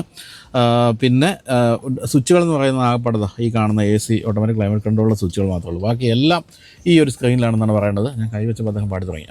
അപ്പോൾ ഇതിൻ്റെ അകത്ത് മറ്റു പ്രത്യേകത വെച്ചാൽ ഇതിൻ്റെ അകത്ത് ഇല്ലാത്ത കാര്യങ്ങളൊന്നുമില്ല. ഈ സ്ക്രീനിലാണ് നമ്മൾ ഈവൻ സൈഡ് വ്യൂ മിററിൻ്റെ അഡ്ജസ്റ്റ്മെൻറ്റ് പോലും നമ്മൾ ഇതിലാണ് ചെയ്യേണ്ടതെന്നുള്ളതാണ് ഏറ്റവും രസകരമായ കാര്യം. പിന്നെ ജിയോയുമായിട്ടുള്ള ഒരു ടൈപ്പിൽ ഇതിനകത്ത് ജിയോയുടെ പ്ലാറ്റ്ഫോമിൽ വരുന്ന OTT സിനിമകൾ പോലും കാണാൻ ജിയോ സാവൻ പോലുള്ള കാര്യങ്ങൾ അതെല്ലാം ഇത് കൊടുത്തിട്ടുണ്ട്. 256 കളറിലുള്ള ആംബിയൻ ലൈറ്റിംഗ് പോലും ഉണ്ടെന്ന് പറഞ്ഞാൽ എന്താണ് സംഭവം എന്ന് ആലോചിച്ച് നോക്കാം. അതുപോലെ തന്നെ ഒരു കിടിലൻ സാധനം കേട്ടോ, 360 ഡിഗ്രി ക്യാമറ. ഇത് നമ്മൾ പനോരമ വിഷനിലൊക്കെ കാണുന്നത് എന്തൊക്കെയാണെന്നുണ്ടോ, എത്ര മനോഹരമായിട്ട് എന്തൊരു റെസൊല്യൂഷനാണ് അതിന്. അതുമൊക്കെ കിടിലനായിട്ടുണ്ട്. റിവേഴ്സ് ക്യാമറ എല്ലാം നല്ല രസമായിട്ട് നമുക്ക് ഉപയോഗിക്കാൻ പറ്റുന്ന രീതിയിലാണ്. പിന്നെ ആപ്പിൾ കാർപ്ലേ, ആൻഡ്രോയിഡ് ഓട്ടോ അങ്ങനെയുള്ള സംഭവങ്ങളെല്ലാം തന്നെ കൊടുത്തിട്ടുണ്ട്. വെഹിക്കിൾ മാനേജ്മെൻറ്റ് അത്തരം കാര്യങ്ങൾ. ഇപ്പോൾ വെഹിക്കിൾ സെറ്റിങ്സിലേക്ക് നമുക്ക് പോകുകയാണെങ്കിൽ നമുക്കിതാ ഇതിൽ ഡ്രൈവിംഗ് മോഡുകൾ eco, normal, eco plus, sports ഒക്കെ കാണാം. എനർജി ഇതാണ് ഞാൻ പറഞ്ഞത്, ഹെവിയിലാണ് ഞാനിട്ട് ഓടിച്ചുകൊണ്ട് വന്നത്, കാരണം കൂടുതൽ റേഞ്ച് കിട്ടും. പിന്നെ electronic stability control, auto hold, comfort parking അത്തരം കാര്യങ്ങൾക്കെല്ലാം അവിടെയുണ്ട്. പിന്നെ ഇനി നമ്മൾ ഈ സൺറൂഫ് ഇതിലെ സൺ ഷെയ്ഡ് അടയ്ക്കണമെങ്കിൽ ഫുള്ളി ക്ലോസ് എന്ന് പറയുമ്പോൾ അടഞ്ഞു വന്നു കഴിഞ്ഞു. 70%, 65% അങ്ങനെ അടഞ്ഞു വരുന്നു. പിന്നെ വോയിസ് കമാൻഡ് അത്തരം കാര്യങ്ങളെല്ലാം തന്നെ പല ഭാഷകളിലുള്ള നമുക്കിതിൽ ഉപയോഗിക്കാം. ലൈറ്റുകളുടെ അഡ്ജസ്റ്റ്മെൻറ്റുകൾ ലൈറ്റിൻ്റെ സ്വിച്ച് അടക്കം ഇതിനകത്താണ്, അതാണ് ഏറ്റവും രസമുള്ള കാര്യം. പിന്നെ ലൈറ്റൊന്നും ഇടേണ്ട കാര്യമൊന്നുമില്ല കേട്ടോ, ഓട്ടോമാറ്റിക് ലൈറ്റൊക്കെ ആയതുകൊണ്ട് അതെല്ലാം പിന്നെ അങ്ങ് സ്വാഭാവികമായി സംഭവിച്ചോളും. ഇതൊരു സംഭവം തന്നെയാണെന്ന് പറയാതിരിക്കാൻ പറ്റില്ല. പിന്നെ എനിക്ക് എൻ്റെ ഏറ്റവും ഇഷ്ടപ്പെട്ടൊരു ഭാഗം എന്ന് പറയുന്നത് ഇവിടെയാണ്. ഈ സെൻട്രൽ കൺസോൾ എത്ര രസകരമാണെന്ന് നോക്കിയാൽ, നല്ല വെറൈറ്റിയാണ്. എന്ന് തന്നെയല്ല, ഇതിൻ്റെ താഴെയായിട്ട് വലിയൊരു സ്റ്റോറേജ് സ്പേസ് ഇവിടെയുണ്ട്. അതിൽ ചാർജിങ് പോയിൻറ്റുകളുണ്ട്. കൂടാതെ ഇവിടെ ഫോൺ ചാർജ് ചെയ്യാൻ ഞാൻ വെച്ചിരിക്കുകയാണ്, അതവിടെ വയർലെസ് ആയിട്ട് ചാർജ് ചെയ്യാം. ഇവിടെയും ഉണ്ട് ചാർജിങ് പോയിൻറ്റും, അതുപോലെ തന്നെ ഇത്രയും സ്പേസും. പിന്നെ സീറ്റ് നമുക്ക് ഫ്രണ്ട് സീറ്റ്, ഡ്രൈവർ സീറ്റ് നമുക്ക് ഇലക്ട്രിക്കലി അഡ്ജസ്റ്റ് ചെയ്യാം. അതും നല്ല പൊസിഷനിലേക്ക് നമുക്കത് എത്തിക്കാൻ പറ്റും. പിന്നെ സ്റ്റിയറിംഗ് വീല് അതും നമുക്ക് ഹൈറ്റൊക്കെ അഡ്ജസ്റ്റ് ചെയ്യാം. ഇത് ബെൻസിൻ്റെയൊക്കെ വാഹനങ്ങളിൽ കാണുന്ന പോലെയുള്ള ഗിയർ ലിവറാണ് ലെഫ്റ്റ് സൈഡ് നമ്മൾ കാണുന്നത്. അതാണ് ഇതിൻ്റെ ഗിയർ സെലക്ടർ എന്ന് പറയുന്നത്. അതൊക്കെ ഉപയോഗിക്കാൻ എളുപ്പമാണ്. പക്ഷേ ഈ സ്ക്രീൻ ഇത്തിരി ചെറുതായി, ഇപ്പോൾ 8.8 ഉള്ളൂ. പക്ഷേ അതിൻ്റെ ആവശ്യമുള്ളൂ, കാരണം അത് അത്രയും വലുതായിട്ട് അവിടെ കൊടുത്തിരിക്കുന്നത്. 8.8 ആണെങ്കിലും മോശമല്ല. പിന്നെ ഇവിടെയൊക്കെ ഈ നിറങ്ങളൊക്കെ രസമായിട്ടുണ്ട്. പിന്നെ ഇതിൽ വോയിസ് കൺട്രോളിൻ്റെയും അതുപോലെ വോളിയം കൺട്രോളിൻ്റെയൊക്കെ സ്വിച്ചുകളൊക്കെയാണ് ഇവിടെ കൊടുത്തിരിക്കുന്നത്. സൈഡ് വ്യൂ മിറേഴ്സിൻ്റെ ഒക്കെ പറയല്ലോ, അഡ്ജസ്റ്റ്മെൻറ്റുകൾ സ്വിച്ച് പോലും കാണാൻ എല്ലാം സ്ക്രീനിൽ ഒതുക്കിയിരിക്കുകയാണ്. എന്നാലും വളരെ ഹെവി ആയിട്ടുള്ള ഒരു ഡാഷ്ബോർഡ് ഭാഗമാണ് കാണുന്നത്. അത് കൂടുതൽ സുരക്ഷിതത്വം ഈ വാഹനത്തിന് തരുന്നുണ്ടെന്നുള്ള കാര്യത്തിൽ സംശയമില്ല. അപ്പോൾ ഇത്രയൊക്കെ രസകരമായ സംഭവങ്ങളാണ് ഈ വാഹനത്തിൽ നടന്നുകൊണ്ടിരിക്കുന്നത്.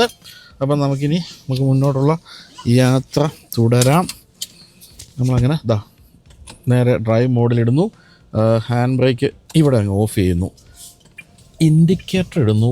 ബൈജു സാർ എടുത്തു തുടങ്ങുന്നു. രസകരമായ ഡ്രൈവ് ആരംഭിക്കുകയാണ് സുഹൃത്തുക്കളെ. ഞാൻ പറഞ്ഞില്ലേ, ഈ വാഹനം ഓടിച്ചു തുടങ്ങുമ്പോൾ നമുക്ക് ഇലക്ട്രിക് വാഹനത്തിൻ്റെ രീതികളെ അല്ല, നല്ല ഹെവി ആയിട്ടുള്ള ഒരു പെട്രോൾ വണ്ടി ഓടിക്കുന്ന ഒരു സൗണ്ടൊക്കെ കേൾക്കുന്നുണ്ട്. എവിടുന്നാണ് എനിക്ക് അറിഞ്ഞൂടാ, അങ്ങനത്തെ ഒരു സൗണ്ടൊക്കെയാണ് ഇതിൽ വരുന്നത്. നമുക്കൊരിക്കലും ഇലക്ട്രിക് വാഹനത്തിൻ്റെ ഒരു ഭയങ്കരമായ ഈസിനെസ് ഉണ്ടല്ലോ, അതില്ല. ആ ഈസിനെസ് ഇഷ്ടപ്പെടാത്തവരാണ് പലരും എന്നുള്ളൊരു സത്യമാണ്. ഇതാകുമ്പോൾ നമുക്ക് ശരിക്കും ഒരു പെട്രോൾ വണ്ടി ഓടിക്കുന്ന പോലെ തന്നെ ഓടിച്ചു പോകാം. വാഗമൺ എനിക്ക് ഏറ്റവും ഇഷ്ടപ്പെട്ട ഭാഗങ്ങളിലൊന്നാണിത്. ഇത് നമ്മൾ ഇലവിഴ പൂഞ്ചിറ ഭാഗത്തുനിന്ന് കയറി വരുമ്പോൾ, തൊടുപുഴ ഭാഗത്തുനിന്ന് വരുമ്പോൾ കാണുന്ന സ്ഥലങ്ങളാണ്.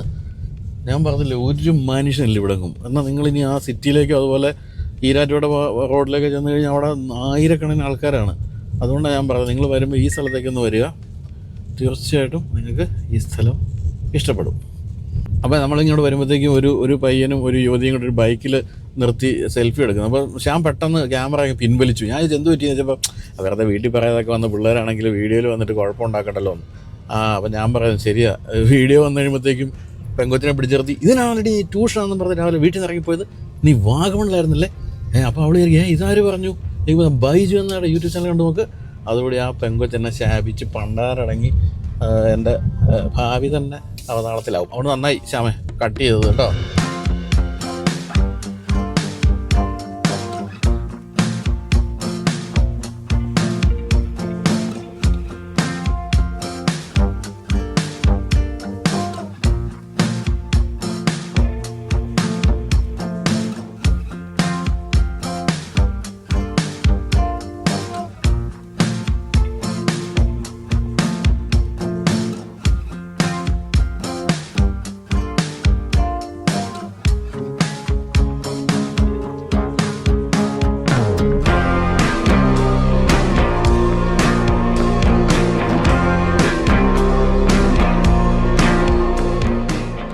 ഇനി നമ്മൾ ഈ കയറാൻ പോകുന്ന ഈ ഒരു വളവ്, ഇതും നമ്മൾ മലയാള സിനിമകളിലൊരു സ്ഥിരം സ്ഥലമാണ്. ഗംഭീര ഹെയർപിൻ വളവൊക്കെയാണ്. ഹെയർപിൻ വളവൊക്കെ നമ്മൾ ഈ വാഹനം കയറുന്നത് എത്ര സ്മൂത്തായിട്ടാണെന്നറിയോ, നമ്മളൊന്നും അറിയുന്നില്ല. നമ്മൾ സാധാരണഗതിയിൽ ഗിയർ ഷിഫ്റ്റ് പോലുള്ള കാര്യങ്ങൾ, അതുപോലെ വണ്ടി എൻജിൻ ഇരച്ച് കയറുക, ഈ പ്രശ്നങ്ങളൊന്നുമില്ല. ചുമ്മാ കൂളായിട്ട് ഒഴുകിയാണ് നമ്മൾ ഹെയർ പിൻ ബെൻഡ് കയറിയത്. അതുകൊണ്ട് തീരുന്നില്ല, അതിന് റൈറ്റിലേക്ക് അടുത്ത ബെൻഡുണ്ട്, ആ ബെൻഡും കൂടി നമ്മൾ കയറുകയാണ്. കയറി കഴിയുമ്പോൾ അത് കണ്ടോ, അവിടെ നോക്കി അഗാധ നീലാകാശം കണ്ടോ. വേണമെങ്കിൽ അത് കടലിലേക്ക് എന്ന് അവസാനിക്കുന്ന പോലെ നമുക്ക് തോന്നും, പക്ഷേ കടലല്ല സുഹൃത്തുക്കളെ, അത് നമ്മളൊരു വലിയ ഇറങ്ങുന്നതാണ്. ഇവിടെ ഈ റൈറ്റ് സൈഡിൽ കാണുന്ന ഈ മലയുടെ മുകളിലൊക്കെ ഞാൻ വണ്ടി കയറ്റി ഏഷ്യാനെറ്റിൻ്റെ ഒക്കെ കാലത്ത് ഷൂട്ട് ചെയ്തിട്ടുണ്ട്. അതൊക്കെ ഒരു കാലം എന്ന് പറഞ്ഞുകൊണ്ട് നമ്മൾ ആ വലിയ ഇറക്കത്തിലേക്ക് കണ്ടോ. ഇവിടെ നോക്കുമ്പോൾ വാഗമണിൻ്റെ ഒരു ഭംഗിയുണ്ടോ, ആ തട്ടായിട്ടുള്ള പച്ച മലകളുടെ ഒരു കൂമ്പാരം. അതാണ് ഈ ഒരു പ്രദേശത്തിൻ്റെ ഭംഗി. അതാണ് വയനാട്ടിൽ നമുക്ക് ഇത്തരം ചില സ്ഥലങ്ങളൊക്കെ കാണാം, അതുപോലെ തന്നെ വാഗമണിലും.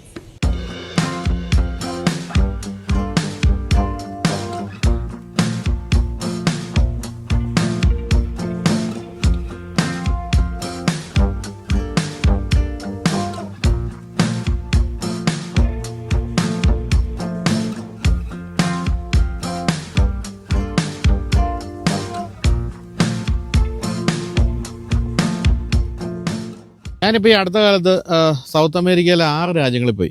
ബ്രസീൽ തൊട്ട് പരാഗ്വേ വരെയുള്ള പല രാജ്യങ്ങളും. അതൊന്നും ഇന്ത്യ പോലെ വലിയ സാമ്പത്തികമുള്ള രാജ്യങ്ങളല്ല. ഇന്ത്യ സത്യത്തിൽ ഇപ്പോൾ ഒരു സാമ്പത്തിക ശക്തി തന്നെയാണ്. പക്ഷേ അവിടെയൊക്കെയുള്ള ടൂറിസ്റ്റുകൾ അല്ലെങ്കിൽ നാട്ടുകാർ ആ സ്ഥലങ്ങൾ സൂക്ഷിക്കുന്ന നമ്മൾ കണ്ടുപിടിക്കണം. ഇപ്പോൾ മാച്ചു പിച്ചു ആയാലും ആമസോൺ ഫോറസ്റ്റ്, അങ്ങനെ പല സ്ഥലങ്ങളും നമ്മൾ പോയി. ലോകത്തിലെ ഏറ്റവും വലിയ ഐസ്ബർഗ് ഉള്ള കലാഫത്തിൽ പോയി, അതുപോലെ ലോകത്തിലെ ഏറ്റവും വലിയ വാട്ടർഫോൾ ഇഗാസു വാട്ടർഫോൾ, അങ്ങനെയുള്ള പല സ്ഥലങ്ങളിൽ പോവുകയും ഒരു സ്ഥലത്ത് പോലും ഞാൻ അവിടെ ഒരു പ്ലാസ്റ്റിക്കിൻ്റെ കഷ്ണം പോലും കണ്ടില്ല.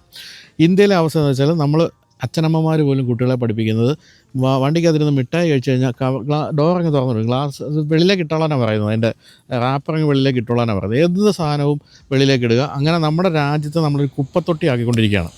ലോകത്തിലാണ് ഏറ്റവും മനോഹരമായ സ്ഥലങ്ങളിലൊന്നാണ് നമ്മുടെ ഈ വാഗമൺ എന്ന് പറയുന്നത്. അവിടെ ഞാനിത് പറയാൻ കരുതാ കിടക്കുന്നു. 2 വാട്ടർ ബോട്ടിൽ പ്ലാസ്റ്റിക്. അവിടേക്ക് നോക്കിക്കഴിഞ്ഞാൽ ലേസ് കണാകുണ ഐറ്റംസ് മുഴുവൻ വലിച്ചെറിഞ്ഞിരിക്കുന്നു. ശരിക്കും പറഞ്ഞാൽ നമ്മുടെ കുട്ടികളെ ഞാൻ കുറ്റം പറയുകയില്ല, അച്ഛനമ്മമാരാണിത് പഠിപ്പിക്കുന്നത്. വെള്ളം കുടിച്ചു കഴിഞ്ഞോ അപ്പോൾ വിൻഡോ തുറന്നു കൊടുക്കും, വെളിയിലേക്ക് ഇട്ടോളാനാണ് പറയുന്നത്. ഈ ഗ്ലാസ് ആയാലും കുപ്പിയായാലും അതൊക്കെയാണ് ഈ കാണുന്നത്. ഇടയ്ക്കാണെന്ന് പറഞ്ഞതേ ഉള്ളൂ. എന്തായാലും നമ്മുടെ വിഷയം അതിനേക്കാളൊക്കെ പ്രധാനപ്പെട്ട വിഷയം എന്ന് പറയുന്നത് വിൻസർ തന്നെയാണ്. വിൻസറിൻ്റെ ബാറ്ററി കപ്പാസിറ്റി എന്ന് പറയുന്നത് 37.9 കിലോവാട്ടാണ്. പ്രിസ്മാറ്റിക് സെല്ലുള്ള ഗംഭീരമായ ബാറ്ററിയാണ്. അത് അങ്ങേയറ്റം ഹീറ്റ് ചെയ്തും ഏറ്റവും തണുത്ത സ്ഥലങ്ങളിൽ ഉപയോഗിച്ചുമൊക്കെ എല്ലാം കൃത്യമായ രീതിയിൽ അവർ എന്താ പറയുന്നത് ടെസ്റ്റ് ചെയ്ത ബാറ്ററി എന്നാണ് പറയേണ്ടത്. ഈ ശരിക്കും ഒരു 45 കിലോവാട്ടിൻ്റെ ബാറ്ററി ഒരു ഫാസ്റ്റ് ചാർജറിലാണെങ്കിൽ വെറും 55 മിനിറ്റ് കൊണ്ട് 80% ചാർജ് ആകും. അതുപോലെ തന്നെ 7.4 കിലോവാട്ടിൻ്റെ ബാറ്ററി ചാർജറാണെങ്കിൽ 6.5 അവേഴ്സാണ് മാക്സിമം ഫുൾ ചാർജ് ആകാൻ വേണ്ടി വരുന്നത്. എന്ന് പറഞ്ഞാൽ നിങ്ങൾക്ക് എവിടെയും ഇത് ഓടിച്ചു പോകാം. 331 കിലോമീറ്റർ റേഞ്ച് പറയുന്നു, ഞാൻ പറഞ്ഞില്ല 280 കിട്ടിയേക്കാം. നമുക്കത് ബാക്കി നോക്കാനുണ്ട്. ഇപ്പം നമ്മൾ ഓടിച്ചു വന്നിട്ട് എനിക്ക് തോന്നുന്നു ബാക്കി 160 കിലോമീറ്ററിൻ്റെ മറ്റേ റേഞ്ച് ബാക്കിയുണ്ട്. ഞാനിവിടെ തിരിച്ച് പാലാ വഴി വീട്ടിൽ പാമ്പാടിയിലെ വീട്ടിൽ കയറി അമ്മയും കൂടി എറണാകുളത്തേക്ക് വരുന്നുണ്ട്. അമ്മയോടെ കയറ്റിക്കൊണ്ടാണ് പോകുന്നത്. അപ്പോൾ എന്നിട്ട് നമുക്ക് തിരിച്ച് എറണാകുളത്ത് എത്താനുള്ള റേഞ്ച് ഉണ്ടെങ്കിൽ 280 കിലോമീറ്റർ നമ്മൾ ഓടിയെന്ന് കാണാം. അത് അവിടെ എത്തുമ്പോൾ നമുക്ക് നോക്കാം. എന്തായാലും ഇപ്പോഴത്തെ അവസ്ഥയിൽ ഇപ്പോഴും ഉണ്ട് 160 സംതിങ് ഓടാനുള്ള ബാറ്ററി ബാക്കിയുണ്ട്, റേഞ്ച് ബാക്കിയുണ്ട്. അപ്പോൾ എന്തായാലും എല്ലാ തരത്തിലും ഒരു ഗംഭീര വാഹനമായിട്ടാണ് എനിക്ക് തോന്നിയത്. ഇനി ഇതിൻ്റെ വിലയെപ്പറ്റി പറഞ്ഞാൽ നിങ്ങൾക്ക് അറിയാമല്ലോ, 13, 14, 15, 3 വേരിയൻസ് ഉണ്ട്. അതിൽ 15 എന്ന് പറയുന്ന ടോപ്പ് എൻഡ് വേരിയൻ്റാണ് നമ്മളിപ്പോൾ കണ്ടുകൊണ്ടിരിക്കുന്നത്. ഇനി നിങ്ങൾക്ക് ഇത്രയൊന്നും പൈസ മുടക്കാൻ പറ്റുന്നില്ലെങ്കിൽ നിങ്ങൾക്കറിയാമല്ലോ, ബാസ് എന്ന് പറയുന്ന ഒരു പുതിയ, അതായത് ലോക ചരിത്രത്തിൽ ആദ്യം അവതരിപ്പിക്കപ്പെട്ടൊരു കാര്യം കൂടിയുണ്ട് വിൻസറിൻ്റെ കാര്യത്തിൽ. അതിപ്പോൾ MGയുടെ മറ്റ് വാഹനങ്ങളിലേക്ക് വന്നു കഴിഞ്ഞു. എന്താണെന്ന് വെച്ചാൽ നിങ്ങൾക്ക് ബാറ്ററി റെൻറ്റ് ചെയ്യാന്നുള്ളതാണ്. നിങ്ങൾ പൂർണ്ണമായും പൈസ കൊടുത്ത് വാഹനം വാങ്ങിക്കേണ്ടതില്ല. ബാറ്ററി നിങ്ങൾക്കൊരു റെൻറ്റ് പോലെ തരുന്നു.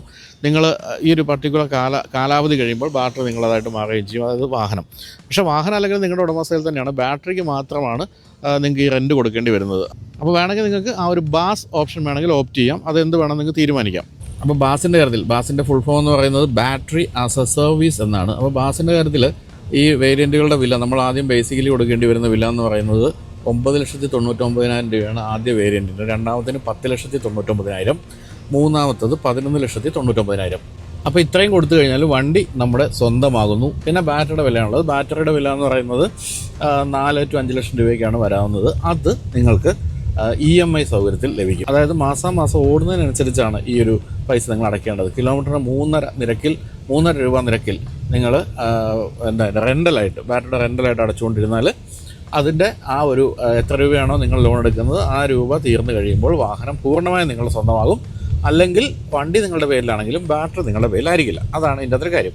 ഇത് കൂടാതെ ബൈബാക്കും ഓഫർ ചെയ്യുന്നുണ്ട് MG. അതായത് നിങ്ങൾക്ക് കുറച്ചാൽ ഉപയോഗിച്ച് കഴിഞ്ഞ് വാഹനം MG തിരിച്ചെടുക്കുന്നു ഒരു പെർട്ടിക്കുലർ വില നൽകി. ഇത്രയൊക്കെയാണ് MG ഈ പുതുമ കൊണ്ടുവന്നിരിക്കുന്നത് പറയാം ഇത്തരം കാര്യങ്ങളിലൊക്കെ. എങ്കിലും ഇതൊന്നുമല്ല നമ്മളെ അത്ഭുതപ്പെടുന്ന കാര്യം, അത് ലൈഫ് ടൈം വാറണ്ടിയാണ്. ഇലക്ട്രിക് വാഹനങ്ങൾ വാങ്ങിക്കുന്ന കാര്യത്തിൽ എപ്പോഴുമുള്ള ആശങ്ക എന്ന് പറയുന്നത് ബാറ്ററിയുടെ ലൈഫ് തീർന്നാൽ എന്ത് ചെയ്യും എന്നുള്ളതാണ്. ആ ആശങ്ക പൂർണ്ണമായിട്ട് ഒഴിവാക്കിക്കൊണ്ട് നിങ്ങൾ എത്ര കാലം ജീവിച്ചിരിപ്പുണ്ട്, നിങ്ങൾ 1000 വർഷം ജീവിച്ചിരുന്നു, 1000 വർഷം നിങ്ങൾക്ക് ബാറ്ററി വാറണ്ടിയാണ്. അതിൻ്റെ ഇടയ്ക്ക് നിങ്ങൾക്ക് ബാറ്ററി മാറ്റേണ്ടി വന്നാൽ അത് കമ്പനി പൂർണ്ണമായും സൗജന്യമായി ചെയ്തു തരും. അത് ശരിക്കും പറഞ്ഞാൽ വിപ്ലവത്തിൻ്റെ അങ്ങേയറ്റമാണ്. അതോടുകൂടി ഈ ഒരു ഇലക്ട്രിക് വാഹനങ്ങൾ വാങ്ങിക്കുമ്പോൾ നമ്മുടെ മനസ്സിലുള്ള ആശങ്ക പൂർണ്ണമായിട്ട് ഒഴിവാവുകയാണ്. അതാണ് വിൻസറിൻ്റെ കാര്യത്തിൽ നമുക്ക് കയ്യടി കൊടുക്കേണ്ട ഒരു പ്രധാനപ്പെട്ട കാര്യം എന്ന് പറയേണ്ടത്. എന്നാൽ നിങ്ങൾ ഇതിൻ്റെ ഇടയ്ക്ക് വാഹനം വിൽക്കുന്നു എന്നിരിക്കട്ടെ, അങ്ങനെയാണെങ്കിൽ പക്ഷേ ഈ ഒരു ലൈഫ് ടൈം വാറണ്ടി പിന്നെ കിട്ടില്ല. 8 വർഷത്തെ വാറണ്ടിയാണ് പിന്നെ കിട്ടുക.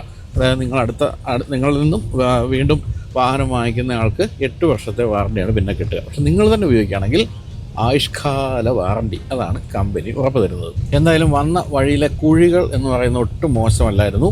ഈരാറ്റുപേട്ടയിൽ നിന്ന് വരുന്ന വഴി കുഴപ്പമില്ല, പക്ഷേ പിന്നെ നമ്മൾ ഇങ്ങോട്ട് വന്നപ്പോഴൊക്കെ നല്ല കുഴിയാണ്. ആ കുഴിയിലൂടെയൊക്കെ പോകുന്ന പോക്ക് കണ്ടോ? കാരണം എൻ്റെ ബാറ്ററി ബാഗ് താഴെ എങ്ങനെ വിരിച്ചിട്ടിരിക്കുന്നതുകൊണ്ട് ആ വെയിറ്റ് മുഴുവൻ നല്ല സെൻറ്റർ ഓഫ് ഗ്രാവിറ്റി ആയിട്ട് കിട്ടുന്നുണ്ട്. അതാണ് നമുക്ക് ഒട്ടും തന്നെ ചാട്ടവും ബഹളവും ഒന്നുമില്ലാതെ ഈ കുഴികളിലൂടെയൊക്കെ ഓടിച്ചു പോകാൻ സാധിക്കുന്നത്. അപ്പോൾ നമ്മൾ ഇതുവരെ പറഞ്ഞു വന്ന പല കാരണങ്ങൾ കൊണ്ടാണ് MG വിൻസർ വളരെ പെട്ടെന്ന് അത് വിപണിയിലെത്തി വളരെ പെട്ടെന്ന് തന്നെ ഇന്ത്യയിലെ ഏറ്റവും അധികം വിൽക്കപ്പെടുന്ന ഇലക്ട്രിക് വെഹിക്കിളായിട്ട് മാറിയത്. സത്യം പറഞ്ഞാൽ ഈ വാഹനത്തെപ്പറ്റി എന്തെങ്കിലും കുറ്റം പറയണമെന്ന് ആലോചിച്ചാൽ പോലും ഒന്നും ഇല്ലാത്ത അവസ്ഥയാണ്. ആ തരത്തിൽ നമ്മുടെ മനസ്സുമായിട്ട് ചേർന്ന് നിൽക്കുന്ന ഒരു വാഹനമാണ് MGയുടെ വിൻസർ എന്ന ഈ ഒരു വാഹനം. ഇതിനെ കമ്പനി വിളിക്കുന്നത് എന്താണെന്നറിയോ? CUV എന്നാണ്. അതായത് ക്രോസ് ഓവർ യൂട്ടിലിറ്റി വെഹിക്കിൾ. ആ ഒരു സെഗ്മെൻറ്റിലും ഇന്ത്യയിൽ മറ്റു വാഹനങ്ങളൊന്നും വന്നിട്ടില്ല, പ്രത്യേകിച്ച് ഇലക്ട്രിക്കൽ തീരെയുമില്ല. അപ്പം ഇന്ത്യയിലെ ആദ്യത്തെ ഇലക്ട്രിക് CUV ആണ് ഈ ഒരു വാഹനം എന്നാണ് പറയേണ്ടത്. കണ്ടോ ആ മലയുടെ ഭംഗിയുണ്ടോ?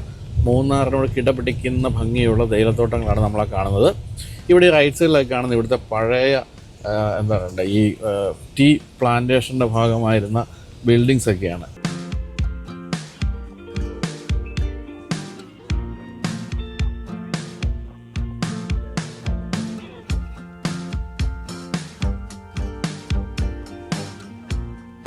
അപ്പോൾ രാവിലെ 6 മണിക്ക് തുടങ്ങിയ യാത്രയാണ് ഇപ്പോൾ 8 മണിയായി രാത്രിയിൽ. നമ്മളപ്പോൾ തിരിച്ച് എറണാകുളത്ത് എത്തിയിരിക്കുകയാണ്. അപ്പോൾ ഇവിടെ നിന്നും എറണാകുളത്ത് നിന്ന് നേരെ വാഗമണിൽ പോയി, വാഗമണിൽ കുറച്ച് സ്ഥലങ്ങളിലൊക്കെ പോയിട്ട് തിരിച്ച് കോട്ടയത്ത് പാമ്പാടിയിൽ എൻ്റെ വീട്ടിൽ പോയി. അവിടെ നിന്നാണ് ഇപ്പോൾ ഇവിടെ വന്നിരിക്കുന്നത്. ടോട്ടൽ കിലോമീറ്റേഴ്സ് നമ്മൾ ഓടിയത് 213 കിലോമീറ്ററാണ്. ഇപ്പോൾ ഇതിൽ 69 കിലോമീറ്റർ ഓടാനുള്ള ഇന്ധനം ബാക്കിയുണ്ട്. എന്ന് പറഞ്ഞാൽ അത്രയധികം ബാറ്ററി ചാർജ് ഇപ്പോഴും ബാക്കിയുണ്ട്. അങ്ങനെ ടോട്ടൽ നോക്കുമ്പോൾ 282 കിലോമീറ്ററാണ് എനിക്കിന്ന് ഈ വാഹനത്തിൻ്റെ റേഞ്ച് കിട്ടിയിരിക്കുന്നത്. ഒട്ടും മോശമല്ല. കാരണം എന്ന് വെച്ചാൽ അറിയാമല്ലോ, നമ്മൾ വാഗമണിലേക്കുള്ള കയറ്റങ്ങളെല്ലാം കയറി അവിടെ കുറേ നേരം ഓടി, പിന്നെ ഈ ഹൈവേ അതുപോലെ തന്നെ മറ്റ് സാധാരണ റോഡുകൾ, അങ്ങനെ പലതരത്തിലുള്ള റോഡുകളിലൂടെയൊക്കെ ഓടിയിട്ടും 282 കിലോമീറ്റർ മൈലേജ് കിട്ടിയെന്നുള്ളത് മോശമല്ല. മൈലേജ് മാത്രമല്ല ഈ വാഹനത്തിലേക്ക് നമ്മൾ ആകർഷിക്കുന്ന ഒരു ഘടകം എന്ന് പറയുന്നത് ഇതിൻ്റെ ഡ്രൈവബിലിറ്റി, അതുപോലെ തന്നെ ഇതിൻ്റെ ഒരു സ്റ്റെബിലിറ്റി, അതെല്ലാം ഗംഭീരമാണ്. തന്നെയല്ല ഇൻറ്റീരിയർ കംഫർട്ടും ഒട്ടും മോശമല്ല. ഞാനിപ്പോൾ ഇത്രയും ദൂരം, അതായത് 14 മണിക്കൂറോളം ഓടിയിട്ടും വലിയ ക്ഷീണമൊന്നുമില്ലാതെ നിൽക്കുന്നുണ്ടെങ്കിൽ അതിൻ്റെ അർത്ഥം അത്രയധികം കംഫർട്ടബിളാണ് ഈ വാഹനം എന്നുള്ള കാര്യമാണ്. അപ്പോൾ എന്തായാലും ഇത്രയൊക്കെ പറഞ്ഞുകൊണ്ട് അവസാനിപ്പിക്കാൻ തോന്നുന്നു. അപ്പോൾ നമ്മോടൊപ്പം യാത്ര ചെയ്ത എല്ലാവർക്കും നന്ദി. അടുത്ത വീഡിയോ ആയിട്ട് കാണാം. ബൈ.